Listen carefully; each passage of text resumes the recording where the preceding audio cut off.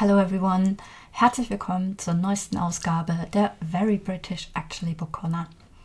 Für alle von euch, die mich noch nicht kennen, mein Name ist Andrea, kurz auf Ria, und ich bin angehende Kultur- und Reisejournalistin mit Schwerpunkt Großbritannien. Auf meiner Facebook-Seite Very British Actually teile ich regelmäßig Wissenswertes und Schönes rund um British Culture, Films, TV-Shows, Books and more. Da ich seit einiger Zeit auch in London lebe, teile ich auch immer mal wieder Insider-Tipps, die ich hier im Vereinigten Königreich so entdecke. Büchern räume ich in meiner Book Corner inzwischen einen ganz besonderen Platz ein und stelle euch hier tolle Autoren im Gespräch vor, die in Großbritannien bereits enorm erfolgreich sind, in Deutschland allerdings größtenteils noch echte Geheimtipps sind. Als besonderes Highlight für die Christmas-Ausgabe der Book Corner hatte ich dieses Mal die Spiegel Bestseller sowie Sunday Times Bestseller Thriller-Autorin Lesley zu Gast.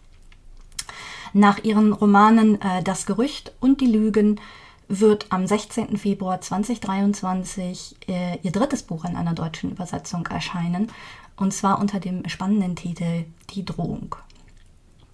In unserem Gespräch erzählt Lesley mehr über sich und ihre Schriftstellerkarriere. Außerdem verrät sie auch bereits einiges über die Story von Die Drohung, und wir plaudern ausführlich über die Wahl der Schauplätze in ihren Romanen. Darüber hinaus habe ich mit Lesley auch über ihren absolut empfehlenswerten In Suspense Podcast gesprochen, in dem sie gemeinsam mit ihren Co-Hosts Thriller-Autorin Lauren North sowie seit neuestem Nikki Smith tolle Autoren aus dem Psychological Suspense sowie Krimi-Genre zu Gast hat. Und damit herzlich willkommen in der Very British Actually Book Corner, Lesley Cara. So yeah, hello everyone, and welcome the lovely Spiegel bestseller and Sunday Times bestseller author Lesley Cara, which is my little Christmas treat to have her on the show. So lovely to have you, Lesley. Oh, thank you for inviting me on. Well, so yeah, and I think that would be really great if you tell us first how your writing career kicked off, and then what you've been up to so far before we dive into the book that's going to come out next year. Okay, well, yeah, my writing career, it happened quite late, actually. I mean, I'd always wanted to be a writer, right from sort of my early 20s, really, and had always dabbled and written little bits of short stories and a beginning of a novel here and another bit over there. And I suppose on and off I did try to get an agent, but wasn't successful. But I think I was trying to, I was working full time, and then I had children, and life sort of got in the way, as it does tend to do, unless you're incredibly focused. And obviously I wasn't focused enough in those early days. But as I got older, I realised that I really did want to take my writing seriously. And I sort of hit a period of ill health where I had a couple of major operations. So I had quite a lot of time at home when I was recovering. And my husband sort of suggested that, I really focus on my writing and maybe even go to work part-time, so that I could, because I'd sort of, things reached a bit of a head. I think I felt a bit depressed because I knew that I'd always wanted to write, and I'd never given it the time that I thought I should have given to it. So I was working I'm a teacher sort of by profession. I was a teacher, and then I ended up in management, so I had quite a sort of difficult, busy job, but I took a sabbatical. I took a year off. And I also did I applied to do a novel writing course at the Faber Academy. And I just thought, this is it now, this is what I want to do. But it was quite a few years after that, before I got an agent. I went in for a competition. It was the Daily Mail and Penguin Random House first crime novel competition. It runs every year. And I didn't win it, but I was a runner-up. And that really was the springboard, because that's how I got my agent, and that's how I got my first publishing deal with Transworld. And funnily enough, although my very first novel, The Rumour, Das Gerücht in German, although my very first, I probably have pronounced that wrong, I'm sure. Oh, that was perfect. Oh, was it? Oh, good. But although that was my first published novel, Who Did You Tell, which is the novel I've got coming out next, which has been translated as Die Drohung, that was actually the first one I wrote. And that's the one I entered the competition with. So, in a way, it's my favourite, because without this novel, none of the rest would have happened. Yeah, I did find out about that when I watched some interviews of you, and I was so surprised about it. And I was just like, wow, guys! I mean, I knew just for the audience to know, The Rumour was the first one that was released in the UK, and then Who Did You Tell was actually the second one. And the Dare, which in the UK was the third one, is actually the second one that was released in Germany under the title Die Lügen. So I thought that was so interesting. That's right. Yes, and I think the reason for that was that Das Gerücht did really well in Germany, and I think that the German publishers thought that Die Lügen was a better fit, as a second one to come out with the Rumour. I'm not sure, perhaps the subject matter, because Die Drohung is about a recovering alcoholic. Possibly that put them off, I don't know. But now they do want to publish it, and it's coming out soon. So I'm delighted. I really am absolutely delighted. Yes, and I think that is, especially since you said it's your favourite, it's about time that it kind of hits the bookshelves in Germany as well now. Oh. What I find quite interesting is like The Rumour, so Das Gerücht, Die Drohung, or Who Did You Tell, is set in the same fictional seaside town so they're both set in, I wrote it down, it was set in the town which is Flinstead-on-Sea. Flinstead-on-Sea, that's correct, yes. And Flinstead-on-Sea is a fictional version of a real seaside town in England, on the east coast of England, called Frinton-on-Sea. And I was living in Frinton-on-Sea at the time that I wrote Who Did You Tell and The Rumour. So yes, they're both set in that location, but they're not, the novels aren't linked in any other way. Although, funnily enough, there is for those of you who have read The Rumour, there is a reference to part of the storyline in Who Did You Tell? So little Easter egg.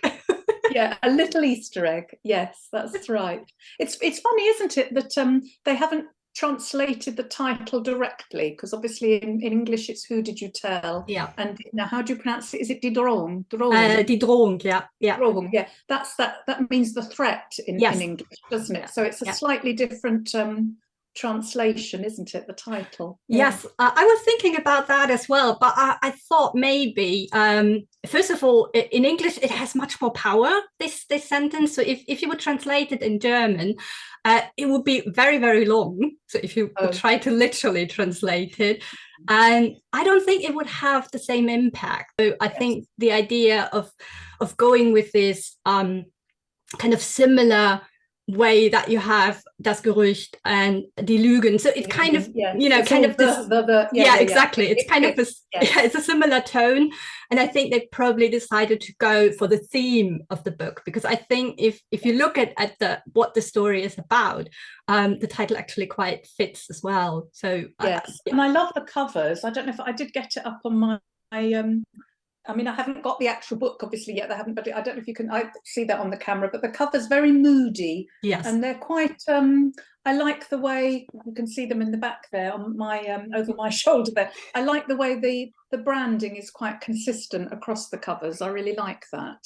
So I'm very pleased with the German publications. I think they look beautiful. Yeah, I agree, and it's kind of really this dark tone that really sets the stories as well, that you can see in the covers, and then also the changing colors, but in the end it is very noticeable that this is a book by you, so people will easily find it. Oh, that's good. So I was wondering if you could tell the audience a bit. I mean, we don't want to go too much into the story because people still need to, you know, buy it then next year. So first of all, Die Drohung is going to be published in a German translation on the 16th of February 2023. And so, yeah, it would be great if you could tell us a bit more about the story. I mean, you already hinted a bit that there's a woman, yes, central character. Yes, so the main character is called Astrid, and she's actually a recovering alcoholic, and she's just had a spell in rehab, and she's reluctantly come back to live with her mother in this very small seaside town called Flintstead-on-Sea. She was living in London, so it's a bit of a sort of culture shock, really, coming to this very small town. But she's trying to get her life back together again. She's trying to build bridges with her mother, because you can imagine the sort of fractured relationship between the two because of obviously the addiction. So she's going to AA meetings and trying to sort of deal with her addiction and move on. And she's also falling in love. She meets this rather gorgeous sea swimmer called Josh. She meets him on the beach and falls in love, but she doesn't tell him the truth straight away, that she's an addict, because she thinks that will put him off. So she's sort of living a bit of a lie, and she's also starting to paint again, because before she became an addict, she was a set designer, a scenic designer, and she used to love painting. So everything's on track. She's trying to get her life back, but it soon becomes apparent that somebody doesn't actually want her to recover. And at first she thinks she's being stalked by her former boyfriend. But it's yeah, I won't say too much more than that, but it's very clear that someone doesn't want her to recover. And so, you know, to say much more would probably be a spoiler. You know, suffice to say, it's a psychological thriller, so you can be sure that things don't go smoothly, and that her recovery is yeah, it's bumpy. Let's just say, yeah. She gets sort of, you know, threatening notes and all sorts of things, and that sense of paranoia and claustrophobia is what I'm really playing on. Mm-hmm. And there's a real threat. She really is threatened by an unknown person. Yeah. Yeah, and I think that even becomes very apparent when the opening of the book starts. So we start quite with a dark paragraph where someone talks about thinking of, you know, how many times it would need to smash someone's head into a wall until they're dead, and kind of describing it quite vividly, but also saying, well, as long as I'm just thinking it, it's fine. Yeah, yes. You know, I can't. Sometimes I read those passages back and I think, gosh, did I really write that? What a dreadful person I must be. But yeah, I think that really sets the tone. But then, especially at the beginning, in chapter 2, when Astrid talks about her name and why she likes her name so much, I really had to laugh a lot, because there was this sentence about her mother. I have printed it out because it really made me chuckle. Let me have a look. It was her mother saying that that she had such a sunny disposition as a child, and then Astrid goes on about this why she wants to be this fierce person and not really associate with this sunny disposition, and then you make this comment at the very end of this. I was really laughing about that. It was you get a lot of humor in it as well, in a way. I think it kind of probably to balance the darkness a bit. Well, I think, you know, that goes with her spiky personality, really. And that voice, her voice came to me quite early on, really. And actually, as soon as I thought of the name Astrid, I had her voice. I'm not saying all Astrids are like my Astrid. Let's hope they're not. But that worked for me. And I think names are really important, aren't they? And I do know a couple of people who have actually changed their name. And I think it says quite a lot about you as a person if you do have the sort of determination to change your name and insist that people call you this new name and not want anything to do with your old name. It's a kind of rejection, isn't it? And it just shows how names can create personalities, really, in a way. And if we feel that we don't fit our name, you know, some people can put up with it. Others may feel they want to change it. So she's definitely a spiky character, and I did enjoy writing. I think that was, you know, I do like to inject a bit of humour into my books. You know, they're not all doom and gloom. They are thrillers, obviously, and bad things do happen, but you know, I like to give the reader a little giggle every now and then if I can, and I amuse myself as well. Yeah, I was wondering about that, because I really felt this brings, in those moments where you know there is going to be happening something bad, yes, really helps to kind of come back and feel the safety of, you know, of the fictional world, where you know you still can have a giggle in this moment, yes, and yes, take it out. It was quite disconcerting, actually, Ria, because when one of my sons, I've got two sons and three stepsons, and they're all grown up now, thank goodness. They don't all live with me, or I don't think I'd ever have any time to write. But one of my sons, who read the book quite early, he said something that really alarmed me, because he said, "Oh, Mum, I can hear your voice in this. This Astrid sounds like you." And I thought, oh my God, really?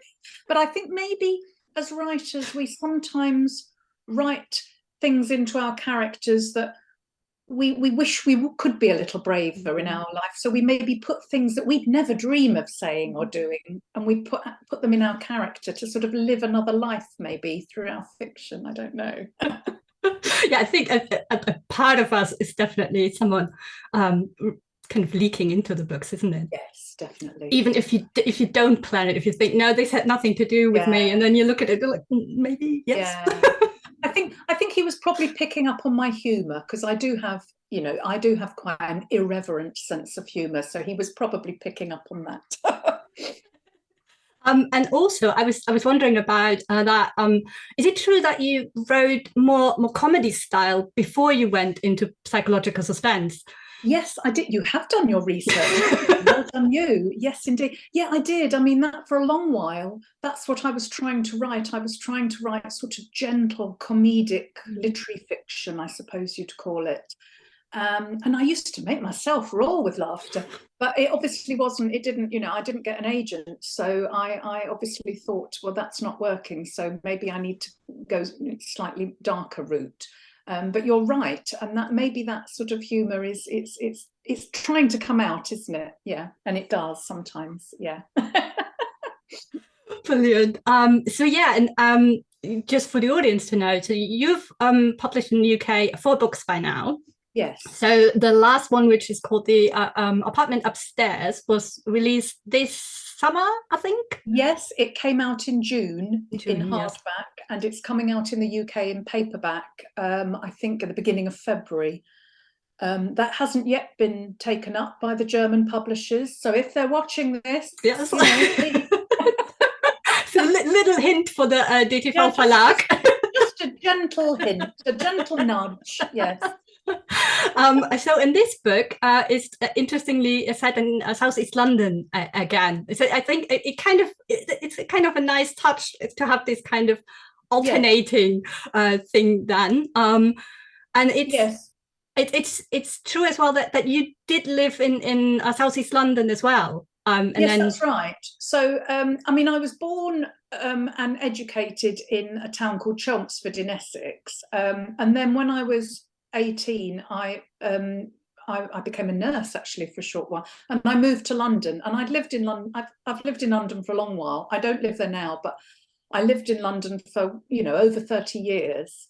Then I moved to Frinton, which is where I set the first 2, or 1 and 3 in Germany. It's all confusing, isn't it? But yeah, I lived in Southeast London. I lived in the borough of Greenwich. And I lived in a place called Woolwich, which is in between Blackheath and Charlton. I lived in a place called Charlton, which is in between Blackheath and Woolwich. I'll get it right eventually. And so I know that area of Southeast London very well. So I set the Dare, Die Lügen, I set in Southeast London. and also my fourth novel, yes, The Apartment Upstairs. And the fifth novel, which I'm currently writing, I'm not allowed to tell you what the title is yet because it hasn't actually been announced yet, but that's actually set in North London. And I don't know, if you know much, if your watchers or subscribers know much about the difference between South and North London, but people who live in South London often sort of don't get North London, and people who live in North London think, oh, what's going on in South. They're quite different sort of places to live. They've got their own, personalities. So I had to do a little bit of research about North London because it's not a part of London I'm overly familiar with. Right. Can you tell us which part in North London it's going to be set in, or is that still a bit secretive? It's quite vague, but it's kind of sort of maybe round Belsize Park sort of area, that kind of area. Yeah. Okay. But I'm still working on it, so it could change. It could change. It hasn't gone to my editor yet. She might say, no, let's not set it here. Anyway, yeah. But is it that location or the setting is quite an important thing for you to just, because you don't want places to be random, but to just make it a character in a way? Definitely. I think the setting is really important.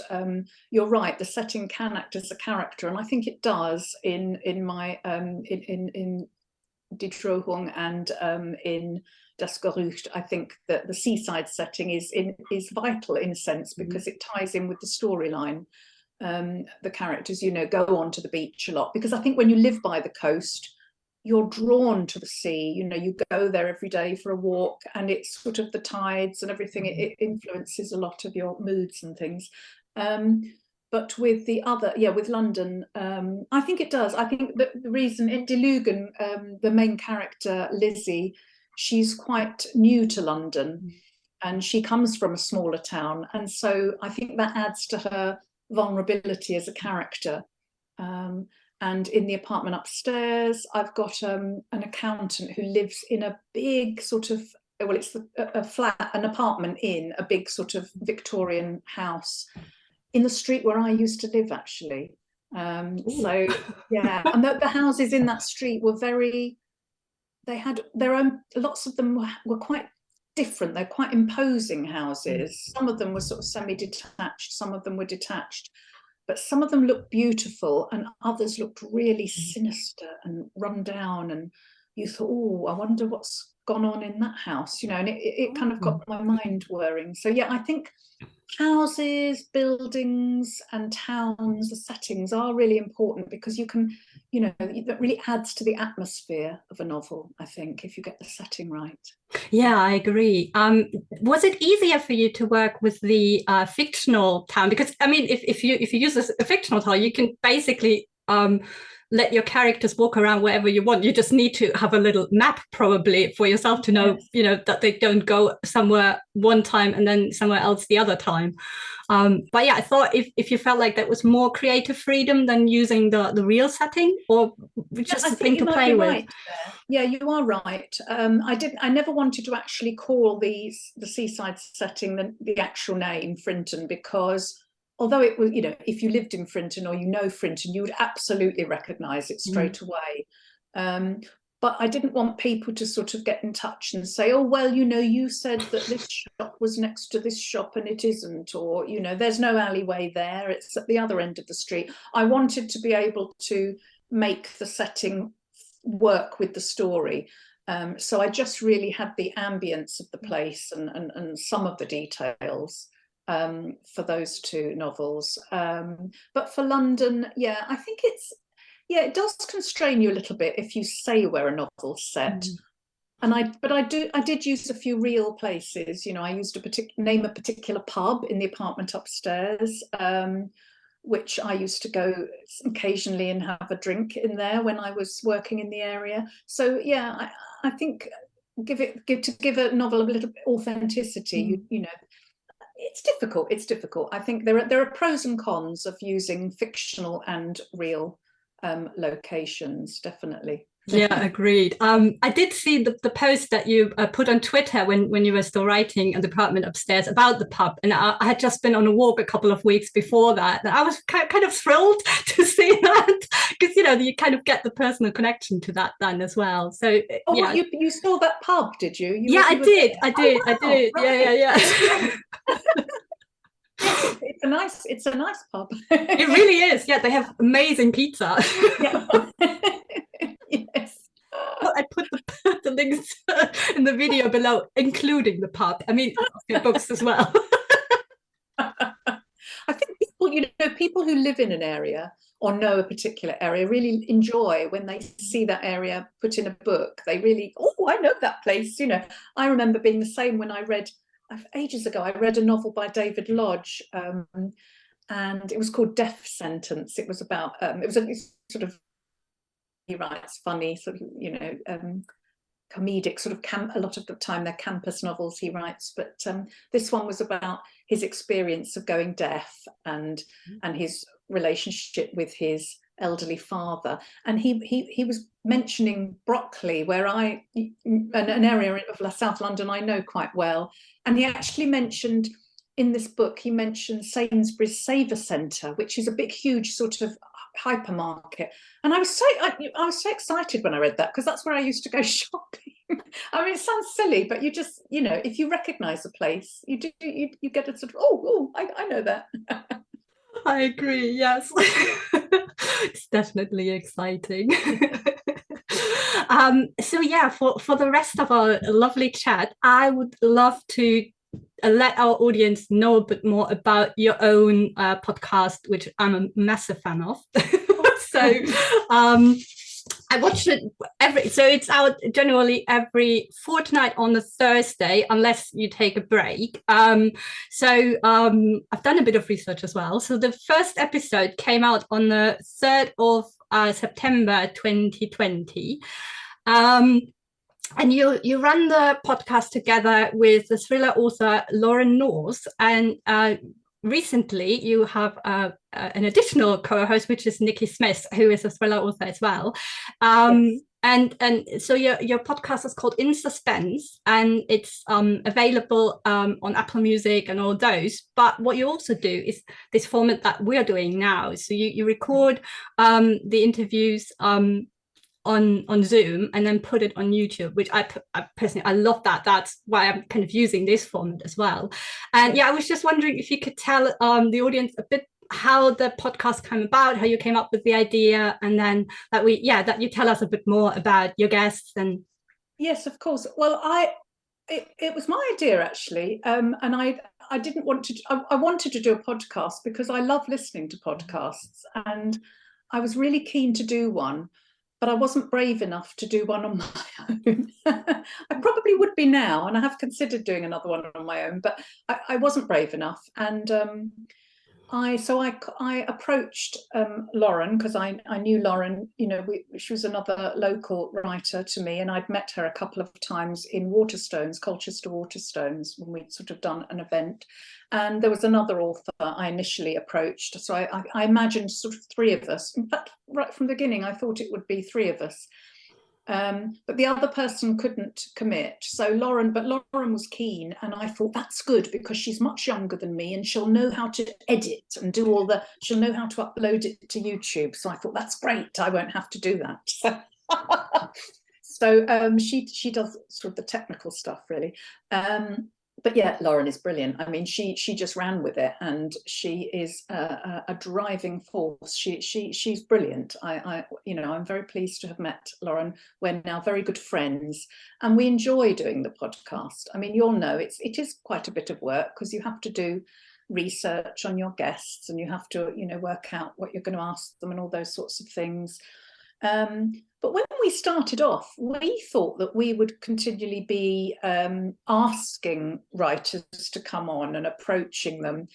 And that was what happened in the first series. But very soon we started getting publicists pitching their authors to us. And now we get really big names and publicists saying, oh, can you fit so-and-so in? Can you do that? So we're kind of spoilt for choice now. And we're booked up quite a way in advance. I mean, our last episode, the one that came out today, actually, I don't know what day this will go live, but we're recording this on Thursday, aren't we?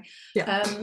We were talking to Adele Parks, and she was absolutely brilliant. And we've had some lovely big names, but we didn't want it to always be big names. We've had debut authors on before. We've also had digital only authors. In fact, we're doing a digital publishing edition topic next on our final episode, our Christmas show.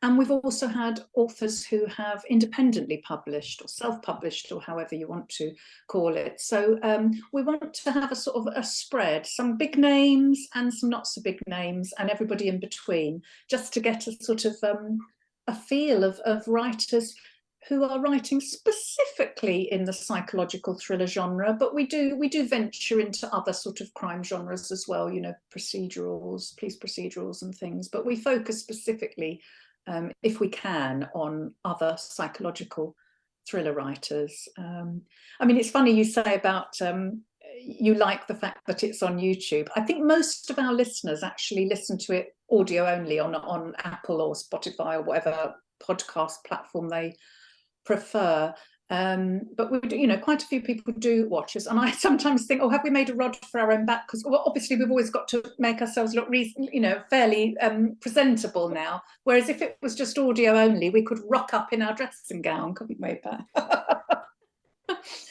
But yeah, we enjoy doing it. And as you say, we've got a new presenter now, Nikki Smith. She's a friend of ours as well, and she's great. The thing is, she's stepped in for us a couple of times when Lauren couldn't do a show or I couldn't do a show.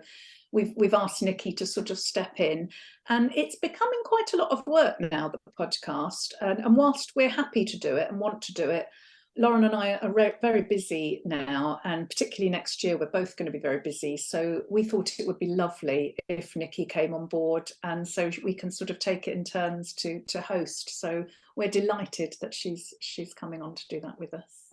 Yeah, I agree, and I think you're really. I mean, I love the your chats with Lauren as well. But I think Nikki is a really great addition, and she really, it's a great trio that you are now. So.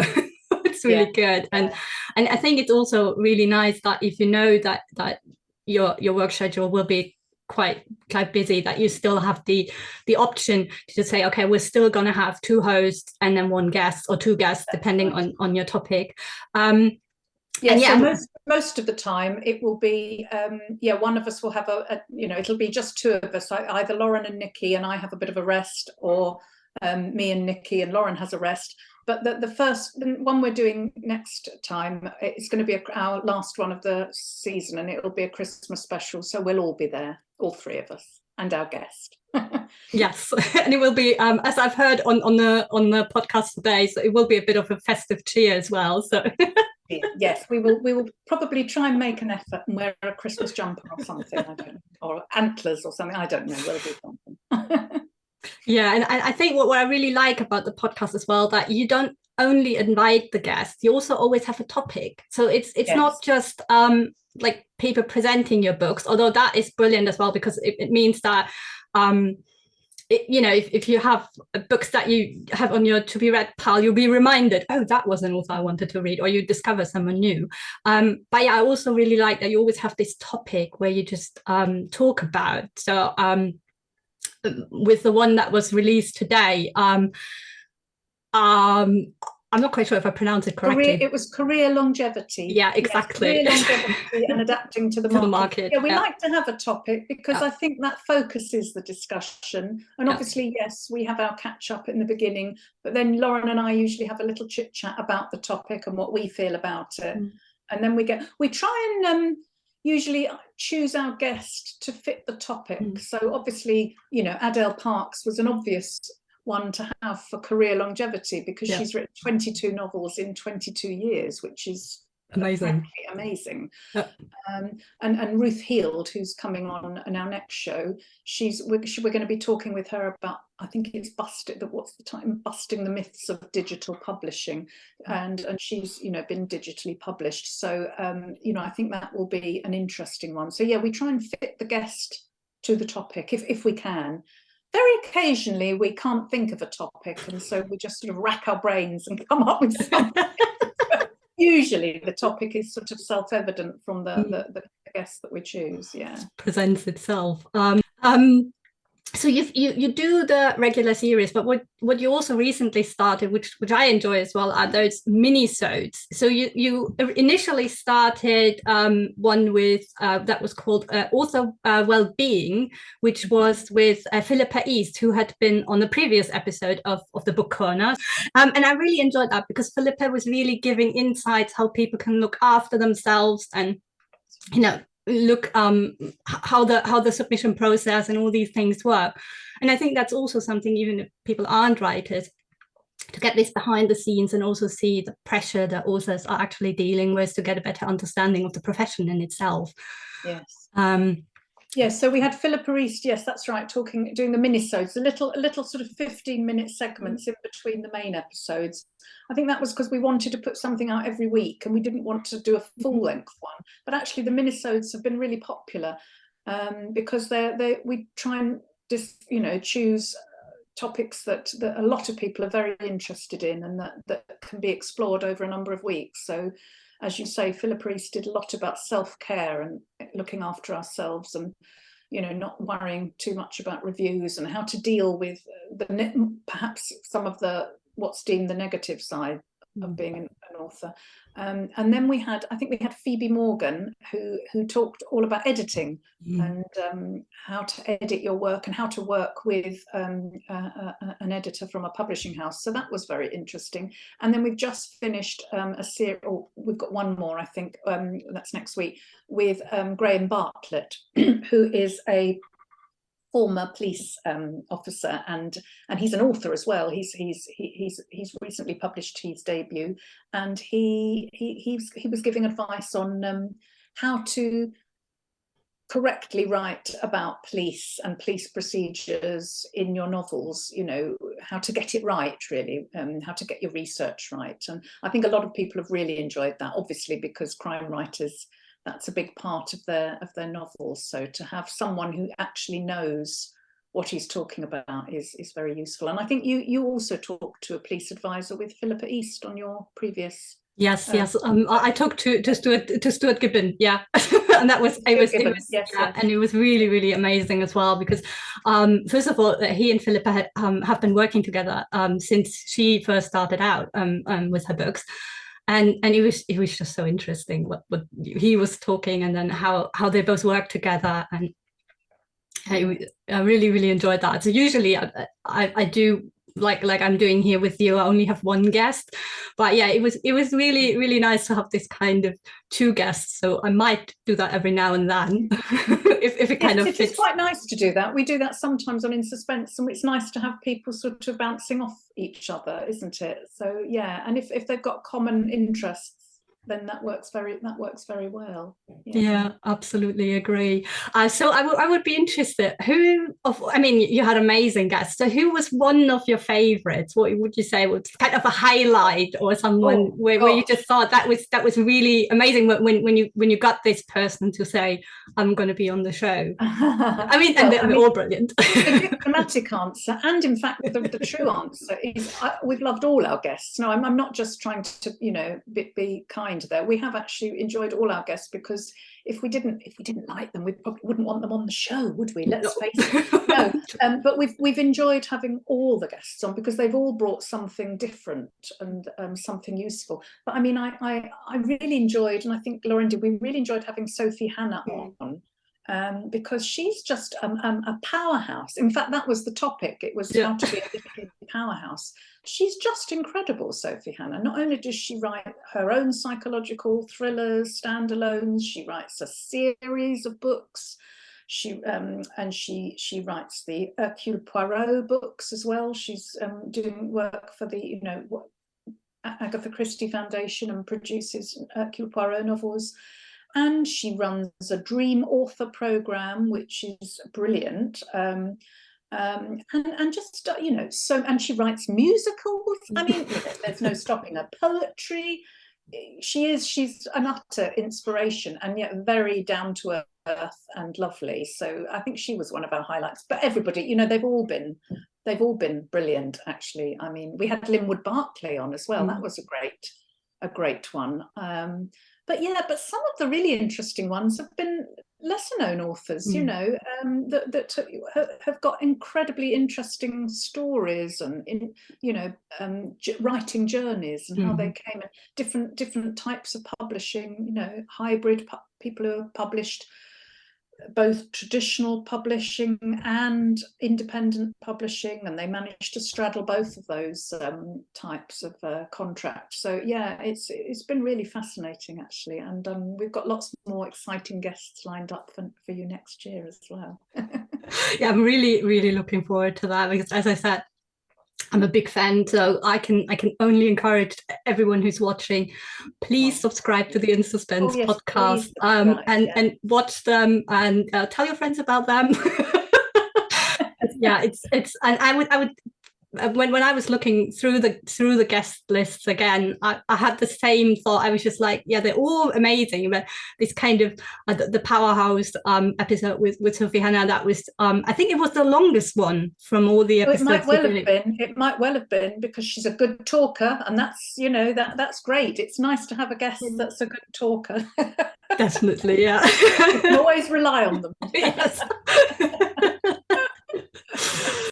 Yeah, it was so lovely to have you in my book corner, Lesley. I can't believe we've been talking about 45 minutes almost. That flies. But apparently I can talk a lot as well. I mean, who knew? No, yeah, I really enjoyed having you on my book corner here for my Christmas episode. Thank you. And yeah, so for the audience, as a little reminder, Die Drohung is going to be out on the 16th of February 2023. And if you can't wait, so you can already pre-order that. So that also helps a bit already. But if you, for some reason, haven't read Die Lügen und das Gerücht, that is something you should definitely put in your basket for Christmas or on your Christmas list. Because yeah, as I said, Lesley's books are just really good, and definitely worth the read. Dankeschön. Bitteschön. All right, so yeah, thank you and goodbye, everyone. Thank you very much. Bye-bye.